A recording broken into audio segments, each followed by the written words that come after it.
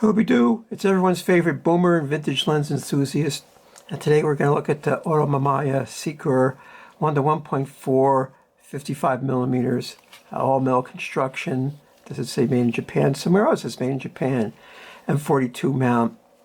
When I use a photodiodes adapter, they have a little shelf, so when this screws down, it engages this pin, and then it overrides this manual auto switch. So it's completely stop bound, which is no big deal to me. I got it cheap. It's radioactive. How radioactive? Let's see. Let's see what my Ruski Geiger counter. This uses a Geiger-Muller tube. I would like to get the one that has the crystalline solid-state scintillator, but I'll have to look into that. Okay. It's sort of radioactive. 105, yellow means danger, alert, adviso. Let's see how high it'll go. Oh, 195, now it's in the red zone. I got to go up to 800 last time. These are clicks per minute, so I guess you would have to leave it here for a minute to see exactly how many clicks per minute you get. 211.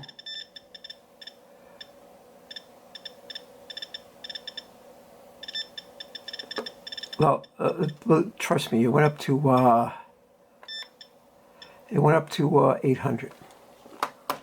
The thorium in the glass turns the glass yellow, and by using ultraviolet light, you could bleach it out, and it gets nice and clear. I use a lens hood. I didn't have a lens hood with this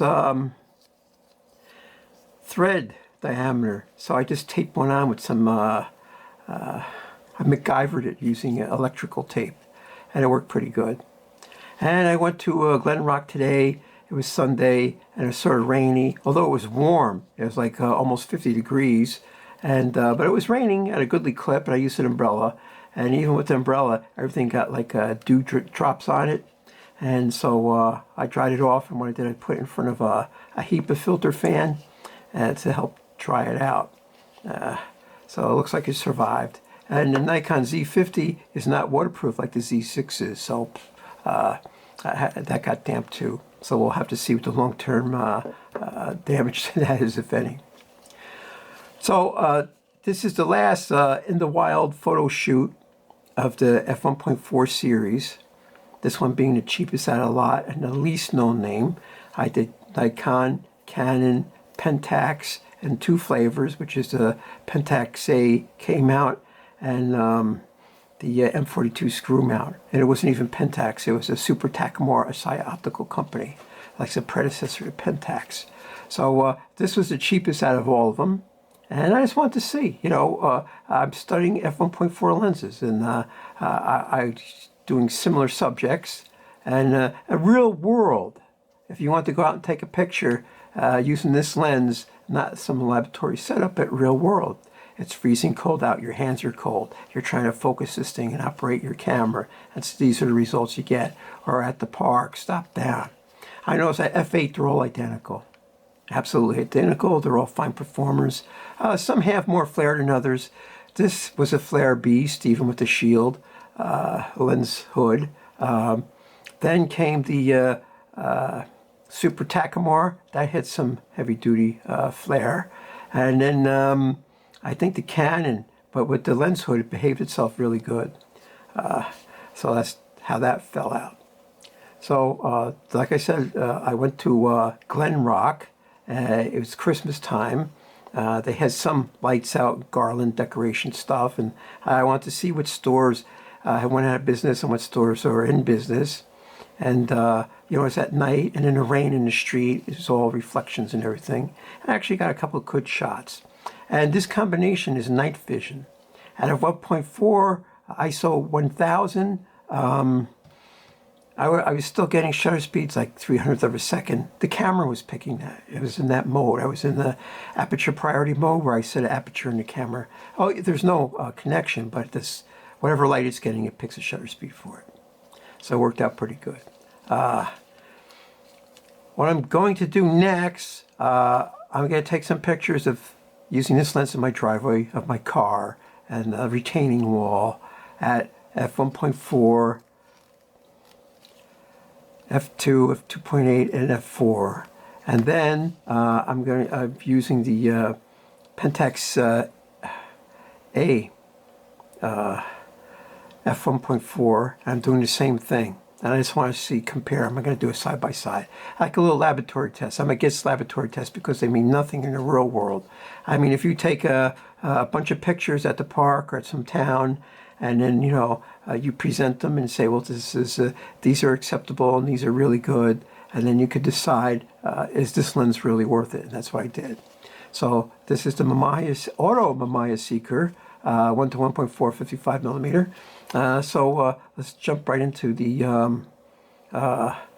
slideshow. And there's a bonus train spotting video at the end where the train pulled in at 6:30, and I got it in the rain and everything. All I needed was Humphrey Bogart and Lauren Bacall, and it would have been perfect. But let's look at the slideshow. This is another photographic study of desolation. That is early morning town centers, commerce centers, before the stores open up, you know, around the holidays. And of course, yeah, I think I've seen 3 people the time I was there walking. You know, there's a mixture of all different types of illumination. Sodium vapor, mercury vapor, all sorts of different lights, tungsten, then there's fluorescent, there's the holiday lights, neon, and then how do you adjust the white balance for that? I mean, if you go there, it does have this weird multicolor look to it, depending on if you're under a mercury vapor light or a sodium vapor light. So whatever comes out, it comes out. I may have adjusted it a little bit, but I didn't go out of my way to over adjust it. So this is the MAMAIYA SEKOR 55 millimeter 1 to 1.4. I shot at f1.4 and f2.8, just so you could see, and it was a decent performer, but it still had the overexposed highlights that were highly chromatic. But if you look at extended images nearby, they look completely usable. Like this car looks usable, but look at the flare on those lights. Yeah, it was raining that day, but the lens didn't get wet. Here's a brick face, and everything was low contrast too, without a doubt. So I did adjust the levels sometimes, or the highlights or shadows, but mostly I didn't. Sometimes I hit the auto adjust button, and if it came out good, I used it. Oh, but no sharpening. Nope, no unmasking, no sharp unmasking, no sharpening, no nothing.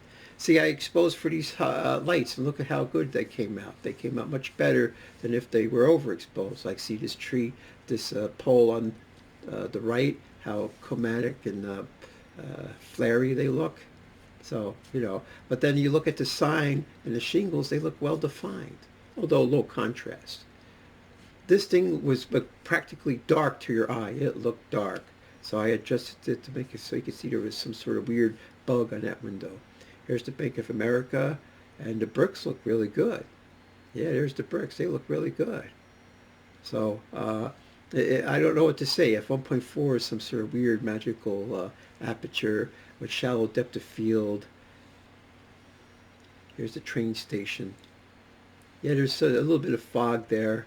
I was using a lens hood, but I still got some flare. Look at this Christmas tree, how all flary looking it is, and all the lights there. But here it is, stop down to f2.8, and everything sharpens right up. And it was foggy because it was foggy. Sometimes the rain was intermittent, slightly heavy and slightly light. But then if you look at this sign, Mark's Cheesecake, who's been out of business for a long time, it looks really decent. You know, F1.4 did a good job. And here's that Glen Rock sign. I was across the street and exposed for the general exposure, but you could tell the Glen Rock sign became overexposed and it bloomed out. And here's some notions in the window. at the f1.4, and they came out pretty good, you know. So it all depends on your subject matter. It depends on a lot of things. Here, look at this sign. It's at f1.4. That came out really decent looking. But then here's all the Christmas lights. They're all bloomed out and everything. So, and here, but that stuff on f2.8, everything snaps right up. The thing is, if you look at the shutter speeds I was using at f1.4, yeah, 1/200th a second. You don't have to worry. Look at, I like this picture. It looks weird. You know, it's you don't have to worry about unintentional motion blur. But if you stop down to f2.8 and maybe it drops down to 60 or 50th of a second, you may get motion blur. F1.4, that's not too bad, huh? Here's the rock. Glen Rock was named after this rock, and it's on Rock Road, which is named after this rock. And of course, these all used to be woods surrounding it, but they chopped everything down and they put up houses. So I wonder what it was like to walk up to this in the middle of the woods and see this thing. I put some plaques on it to appropriate it to our culture, American culture. So look at the shutter speed, what is 1/15th of a second? That would have been tack sharp, except it probably had some motion blur. Oh, there's going to be some trains, so you may want to turn your volume down, like starting right now.